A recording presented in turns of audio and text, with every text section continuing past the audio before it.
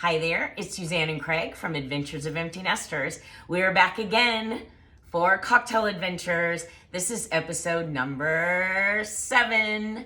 Oh my gosh, only one more to go in this season. We have had a blast talking with you and sharing our favorite cocktail recipes, the history of the cocktail and the spirits, as well as our travel stories in addition.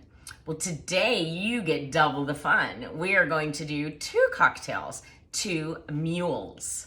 All right, so I didn't know we were doing a series of only 8, but that's okay. Yep, All right, now. So it's fun. There's a lot less history on the mules. Okay. And we've done a lot of history on all these drinks. Yes. But it's kind of an interesting history. Good. So mules started with the Moscow Mule, which is a nod to vodka, therefore Russian. And the origin was actually in Los Angeles in 1941. Really? And when I researched this, I was kind of happy to hear we had an LA-based vibe because it's just kind of cool. And there's conflicting stories. One is at a hotel in New York where 3 vintners got together and had an idea to make drinks with ginger beer and vodka emanated. But it was later written up in a magazine that Jack Morgan, who owns Cock and Bull ginger beer, had excess inventory in his basement and prodded his bartenders to make drinks to help push the vodka and ginger beer that was in the basement. Cool. So hence the Moscow Mule. Okay. So what's interesting is I do 2 shots of the alcohol. A lot of the recipes you see online are going to say do 1.5. We do 2. So a variation is a Kentucky Mule, which came a few years later. People experimenting with different spirits. There's a Mexican Mule using tequila. Oh, okay. There's a Gin Mule, weak. But there's this, and so again, we're using Jefferson's Ocean. We've talked about it in the past, but what we like about Jefferson's is that it's actually distilled on ships out at sea. Kind of unique. Really unique. So we're doing 2 shots of the spirit. Okay.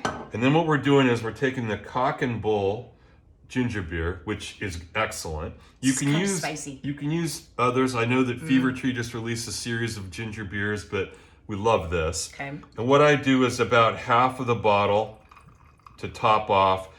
And in these cups, we've got them full of ice. We'll top it off with the ginger beer.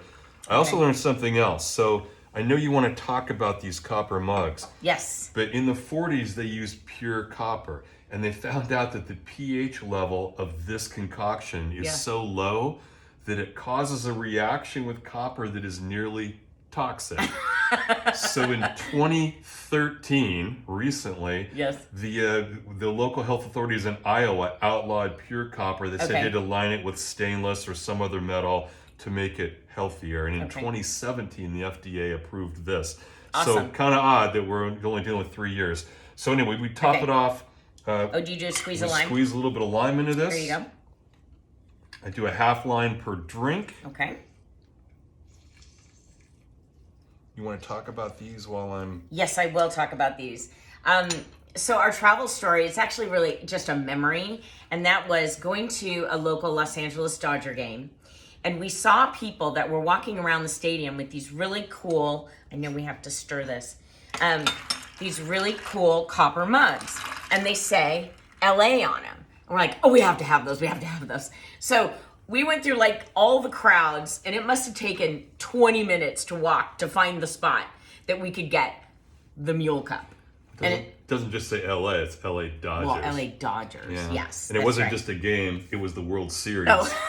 And it wasn't just a World Series game, it was the longest game in World Series history, and the Dodgers won.